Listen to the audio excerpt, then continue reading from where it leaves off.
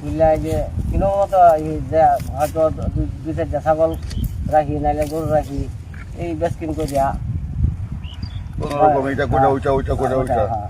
আপনি নিজের জমি আছে? না নিজের জমি নাই। নিজের জমি না আপনাদের আছে কারো? কত? 1 একর। 1 একর। তো 1 একর জমি যাদের আছে, যারা 1 একর জমি বা এরকম আছে, তাদের জন্য তারেক রহমানের এই পরিকল্পনার কথা আপনারা জানেন? যে ধানের শীষে যদি আপনারা ভোট দেন, তাই না, তাহলে তাদেরকে প্রত্যেকটা কৃষক কার্ড, ধানের শীষে সরকার কৃষক কার্ড, এই কৃষক কার্ডের মাধ্যমে আপনারা যে ফসল উৎপাদন করেন, দুইটা হয় তাই না, বছরে সার বীজ কীটনাশক লাগে না, সেটা সম্পূর্ণ বিনামূল্যে আপনাদেরকে দিয়ে দিই। সার বীজ কীটনাশক এবং বিনামূল্যে দিলে আপনার 1 একরে সার বীজ কীটনাশক কতটুকু লাগে, কয় টাকা লাগে? 30-40 হাজার টাকা লাগে, 20-25 হাজার টাকা লাগে। তো 1 একরে আপনার কতটুকু ধান হয়?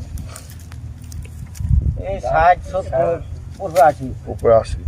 তাহলে এই টাকা যদি তারেক রহমানের সরকার আপনাদের ধানের শীষে সরকার যদি দিয়ে দেয়, তাহলে আপনাদের কি উপকার হবে না?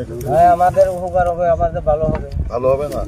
তাহলে এই টাকা দিতে চায়। তারপরে শুধু কৃষক না, সকলের জন্য যদি আপনারা ধানের শীষে ভোট দেন, যে ধানের শীষ তাই না, ধানের শীষে ভোট দিলে তারেক রহমান সরকার কি করবে, ফ্যামিলি কার্ড দিবে প্রত্যেকটা পরিবারের মহিলাদের নামে। আপনাদের স্ত্রী আছে না, আপনাদের স্ত্রীদের নামে এরকম করে ফ্যামিলি কার্ড দিবে। আপনি বিয়ে করছেন, আচ্ছা, ফ্যামিলি কার্ডের মাধ্যমে তারেক রহমানের সরকার, এই ধানের শীষের সরকার, আর আমি যদি নির্বাচিত হতে পারি, আমরা আপনাদেরকে মাসের যে চাল ডাল তেল চিনি লবণ আছে না কেন, এটার একটা অংশ পুরা বিনামূল্যে দিয়ে দিই। এই ধরনের উন্নয়ন পরিকল্পনা যাদের আছে তাদেরকে তো ভোট দেওয়া উচিত নাকি? হ্যাঁ। আর তারপরে আমরা আগামী 18 মাসে আমরা 1 কোটি নতুন কর্মসংস্থানের সৃষ্টি করব। এটা হালুয়াঘাট বলেন, ধোবাউড়া বলেন, ঢাকা